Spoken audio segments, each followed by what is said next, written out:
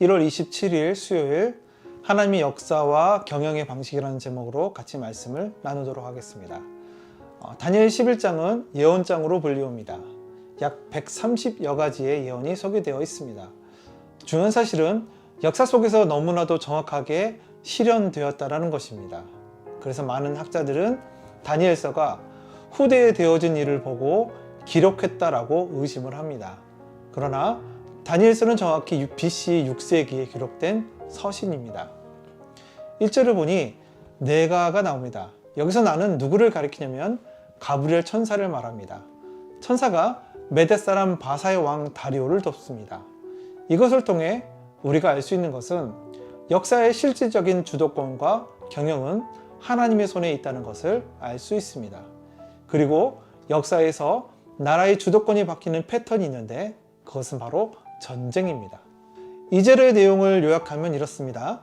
바사 왕국의 네 번째 왕인 아하수에로 왕이 전쟁을 합니다. 무려 100만의 대군을 이끌고 알렉산더 왕이 통치하던 헬라 제국을 치죠. 그러나 그 전쟁에서 헬라 제국에게 패하게 됩니다. 그 이후 바사 왕국은 급격히 쇠퇴하게 되고 헬라 제국이 세상의 주도권을 잡게 됩니다. 3절을 보면 한 사람이 나오는데 이 사람이 누굴까요? 바로 알렉산더 왕입니다. 이 알렉산더 왕은 20세의 왕이 됩니다. 그리고 이런 다짐을 합니다. 이 땅에 인간이 사는 곳은 어디든 다 점령하겠다. 그래서 그 당시 인도까지 점령을 합니다. 그러나 인도에서 화살을 맞고 퇴각하여 결국 33세에 말라리아에 걸려 죽고 맙니다. 그에게는 두 아들이 있었는데 죽기 전 아들에게 나라를 물려준다는 유언이 아니라 가장 센 녀석에게 나라를 물려주라고 유언을 합니다. 결국 이 말 한마디에 분열을 하게 됩니다. 휘하에 있던 장군들이 들고 일어났고 두 아들은 암살을 당하게 됩니다. 이후 알렉산더 일가가 모두 전멸하게 됩니다. 장군들이 헬라를 먹기 위해 각축전을 벌이다가 결국은 통합을 이루지 못하고 4명의 장군들이 나라를 쪼개서 다스리면서 분열하게 됩니다. 그 나라가 마게도니아, 수리아, 소아시아, 그리고 이집트입니다. 그런데 여기 본문에서 남방과 북방이라는 표현이 나옵니다. 북방은 시리아 쪽을 이야기합니다. 그리고 남방은 이집트 쪽을 이야기합니다. 시리아와 이집트는 관계가 매우 안 좋았습니다. 왜냐하면 네 제국 가운데 세력이 거의 비슷했고 매우 강력했습니다. 반면 나머지 두 제국은 약했습니다.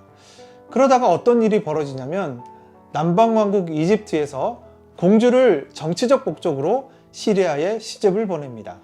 정략 결혼으로 두 나라가 어느 정도 친하게 지냈지만 오래 가지 못합니다. 이 이야기를 6절이 말해주고 있습니다. 그러니까 북방 왕국인 시리아에 정치적 목적으로 시집을 갔던 공주와 거기서 생산된 모든 자녀들이 멸족이 되고 버림을 당합니다. 그 이야기를 성경이 지금 하고 있습니다.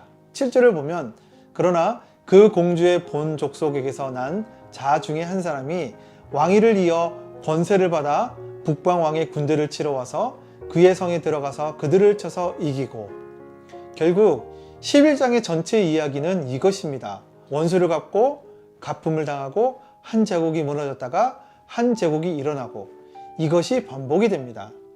이런 상세한 역사의 경영에 대해 하나님이 진리의 글을 써서 누구에게 보여주시죠?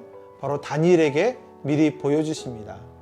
다니엘에게 보여주셨던 역사의 경영들이 그대로 세상의 역사 속에 실행이 됩니다. 11장을 우리가 끝까지 보지 않더라도 제가 말씀드렸듯이 원수를 갚고 가품을 당하고 한 제국이 무너졌다가 한 제국이 일어나고, 그리고 정략 결혼에 대해 다니엘에게 정확히 보여주셨습니다. 그리고 그 그림은 한치의 오차도 없이 그대로 역사 속에서 이루어지고 있음을 볼 수 있습니다. 결국 강대국끼리 붙어서 전쟁을 하고 지고 포로로 붙들려가고 그 한복판에 택한 백성들이 계속 고난을 겪습니다. 그런데 그 고난의 역사의 중심부에 인류로 하여금 누구를 기다리게 만드는 겁니까? 오실 그리스도를 소망케 하는 것이 피조물의 탄식의 목적지라는 겁니다. 우리 그리스도인들이 가져야 할 역사의 관점을 이야기하자면 우리 모두가 하나님 중심으로 신본주의 역사관을 갖고 살아야 합니다. 신본주의란 역사는 결국 하나님 중심으로 움직인다는 사고이며 이것이 가장 성경적인 사고입니다. 그리고 이것이 그리스도인들이 가져야 할 세계관입니다. 그렇다고 모든 것이 하나님에 의해 결정되는 기계적이고 운명론적인 세계관을 이야기하는 것이 아닙니다. 매일 우리는 하나님이 주신 자유의지를 통해 결정하고 하나님 뜻에 굴복하고 하나님 뜻에 순종하는 그런 치열한 싸움을 통해서 역사는 발전합니다. 그 역사의 발전 과정이 그리스도의 승리에 초점이 맞춰져 있다는 것입니다. 그렇다면 남북으로 나눠진 조국 한국을 누구의 섭리 속에서 바라봐야 할까요? 하나님의 경륜과 섭리 속에서 바라봐야 합니다. 경제적인 통일은 우리 그리스도인들에게 의미가 없습니다. 복음화된 통일이 의미가 있습니다. 이 땅에 분단국가로 마지막 남겨둔 하나님의 섭리가 뭘까요? 우리 모두는 여기에 민첩해야 합니다. 그런데 우리는 그런 하나님의 경영의 논리에서 바라보는 역사관이 부족하지 않나 생각해 봅니다. 아직 하나님이 북녘의 문을 열어주시지 않은 것은 우리가 아직 준비되지 못해서 부족해서가 아닐까 생각해 봅니다. 하나님의 신본주의 역사관을 갖고 있는 성도들이 가져야 할 초점은 하나님의 때를 기다리는 삶을 살아야 한다는 겁니다. 하나님의 때를 기다리는 게 신앙인들에게는 가장 어려운 문제입니다. 우리는 내 시간이 급하고 내 시간이 중요한 게 아닙니다. 이 일의 처음과 끝을 아시는 분이 계십니다.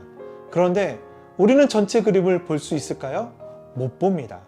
그러면 어차피 못 보는 인생이라면 누구의 시간에 의지할까요?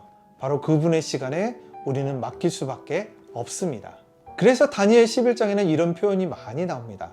그때까지, 그때에. 이것이 하나님의 경영 방식입니다. 조금 답답하다고 생각하십니까? 더디다고 생각하시나요? 아무 길도 안 보인다고 생각하십니까? 걱정하지 마십시오. 이미 하나님이 하나님의 타이밍을 잡아놓고 계십니다. 내가 급하고 내가 답답할 뿐입니다. 하나님은 죽지 않아. 조금만 기다려. 괜찮아. 그런데 우리는 죽을 것 같죠?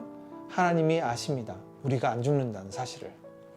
32절을 보니 하나님을 아는 백성은 강하고 용맹을 떨치리라고 말씀하십니다. 당연한 사실입니다.